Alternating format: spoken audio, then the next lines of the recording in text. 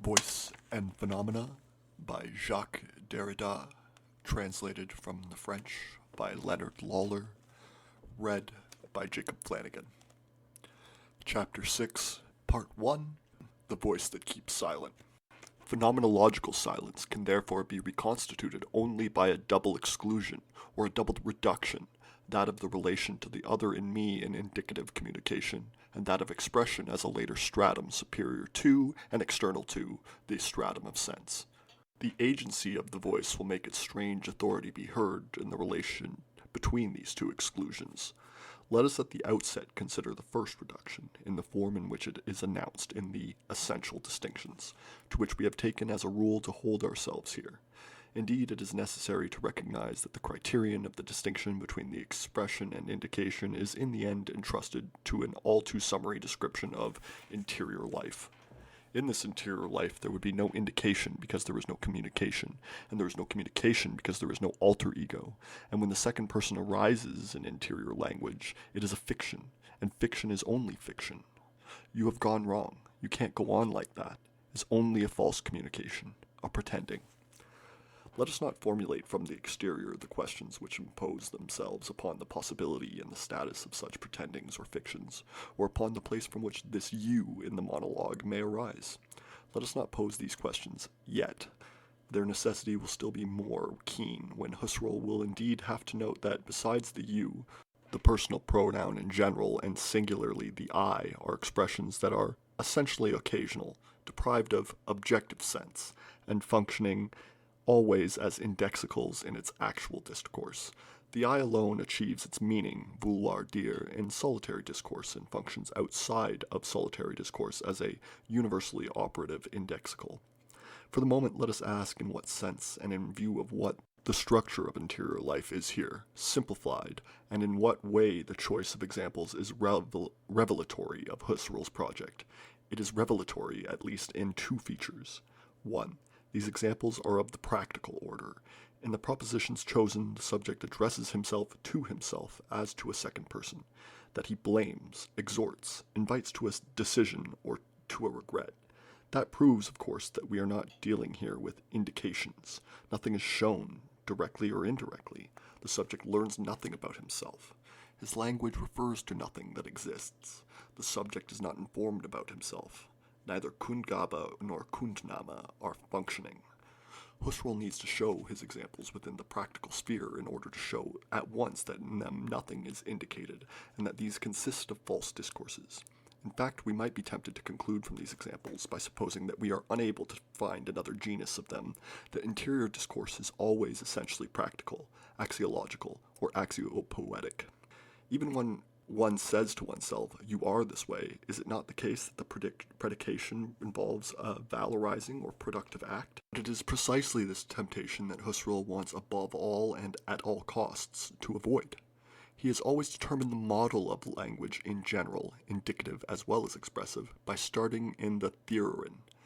Whatever care he subsequently took to respect the originality of the practical stratum of sense and expression, whatever then has been the success and rigor of his analyses, Husserl never stopped asserting the reducibility of the axiological to its logico-theoretical nucleus. We rediscover here the necessity that drove him to study language from a logical and epistemological viewpoint, pure grammar as pure logical grammar, that is governed more or less immediately by the possibility of a relation to the object. A false discourse is a discourse, a contradictory discourse, Widersinnig, escapes from nonsense, Sinnigkeit, only if its grammaticality does not forbid a meaning of an intention of Bedeutung, which itself can be determined only as the aim of an object. Therefore, we must notice that theoretical logicity, the theorin in general, governs not only the determination of expression of logical signification, but also already what is excluded from it, namely indication. Monstration is Weisen or Zeigen in the Hinweis or the Anzeigen, and it is remarkable that Husserl must, at a certain depth, have recourse to an essential theoretical nucleus of indication in order to be able to exclude from an expressivity that is itself purely theoretical. Perhaps at this depth the determination of expression is contaminated by the very thing that it excludes, pointing the finger at what is in front of me of one's eyes, or at what must always be able to appear to an intuition in its visibility. the Zeigen, the relation to the object as indicative of monstration, is invisible only provisionally. The Zeigen is always an intention, meinen, which predetermines the profound essential unity between Anzeigen of indication and the Hinzeigen of expression, and the sign, Zeigen, would always refer in the last analysis to Zeigen, to the space, to the visibility, to the field of, and horizon of what is objected and projected, to phenomenality as vis-a-vis and surface evidentness or intuition, and first of all as light. What then of the voice and time? If monstration is the unity of gesture and perception in the sign, if signification is attributed to the finger and to the eye, and if this attribution is prescribed to every sign, whether it is indicative or expressive, discursive or non-discursive, what do the voice and time have to do with it? If the invisible is provisional, what do voice and time have to do with it? Why does Husserl make such an effort to separate indication and expression? Does pronouncing or hearing a sign reduce indicative spatiality or indicative mediacy? Let us be patient a bit longer. 2. The example chosen by Husserl, you have gone wrong, you can't go on like that, must therefore prove two things at once. It must prove on the one hand that this proposition is not indicative and therefore that it is a fictional communication, on the other that it provides no knowledge of the subject to himself. Paradoxically, the proposition is not indicative because insofar as it is non-theoretical, non-logical, and non-cognitive, it is as well not expressive. This is why it would be a phenomenon of perfectly fictional signification. Thereby the unity of the Zeigen prior to its diffraction into indication and expression is verified. Now the temporal modality of these propositions is not a matter of indifference. If these propositions are no propositions of knowledge, this is because they are not immediately in the form of predication. They do not utilize immediately the verb to be, and their sense, if not their grammatical form, is not the present. They take note of a past in the form of a reproach and exhortation to regret something and to make amends. The present indicative of the verb to be is the pure teleological form of the logicity of expression, or better, it is the present indicative of the verb to be in the third person. Even more, it is the type of proposition, S is P, in which S is not a person for which we can replace a personal pronoun, the latter having in all real discourse a value that is solely indicative. The subject S must be a name and a name of an object. And we know that for Husserl, S is P is the fundamental and primitive form, the original apophantic operation from which every logical proposition must be able to be derived by simple complication. If one posits the identity of expression in logical Bedeutung, Ideas 1, section 124, one must therefore acknowledge that the third person of the present indicative of the verb to be is the irreducible and pure kernel of expression. Husserl was saying, we recall, about an expression that it was not primitively and expressing itself, but from the very beginning it is expressing itself about something, über etwas sich äußern, see section 7. The speaking to oneself that Husserl wants to restore is not a speaking about oneself to oneself, unless the latter can take the form of a speaking to oneself that S is P. It is here that one must speak, the sense of the verb to be, about which Heidegger tells us that its infinitive form has been enigmatically determined by philosophy on the basis of the third person of the present indicative, entertains with the word, that is, with the unity of the phone and sense, a relation that is entirely singular. Undoubtedly, it is not a simple word, since we can translate it into different languages, but as well it is not a conceptual generality. Since, however, its sense designates nothing, no thing, no being, nor any ontic determination, since we encounter it nowhere outside of the word, its irreducibility is that of the verbum, or of the Legein, that of the unity of thought and voice in the Logos. The privilege of being cannot resist the deconstruction of the word. Being is the first or the last word to resist the deconstruction of a language of words. But why is verbality merged with the determination of being in general as presence? And why the privilege of the present indicative? Why is the epoch of the phone the epoch of being in the form of presence, that is, in the form of ideality? It is here that one must hear oneself. Let us return to Husserl. Pure expression, logical expression, must be for him an unproductive medium that happens to reflect Widerspiegeln, the stratum of pre-expressive sense. Its sole productivity consists in making the sense pass into the ideality of the conceptual and universal form.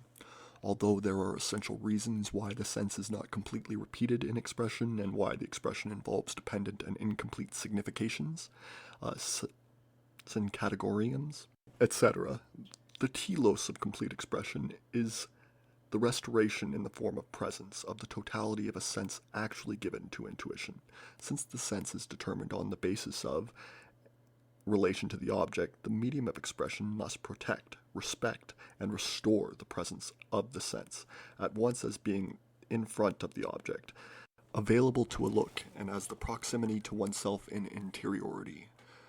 The pre of the present object, now in front of it, is an against, Gegenwart, Gegenstand, at once in the sense of the up against of proximity and the over against of the opposite. Now, between idealization and the voice, the complicity is here unfailing. An ideal object is an object whose monstration can be indefinitely repeated, whose presence in the Zygon is indefinitely reiterable, precisely because, freed from all mundane speciality, it is a pure noema, which I can express without having, at least in appearance, to pass through the world. In this sense, the phenomenological voice, which seems to achieve this operation in time, does not break with the order of Zygon.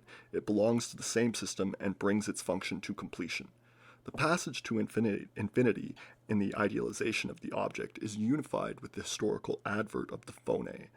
This does not mean that we are able to finally understand what the movement of idealization is on the basis of a determinate function or faculty concerning which we could know what it is thanks to the familiarity of experience, the phenomenology of one's own body, or an objective science, phonetics, phonology, or physiology of phonation. On the contrary, that the history of idealization, that is, the history of spirit, or history as such, is inseparable from the history of the phone. This inseparability restores to the phone its enigmatic potency.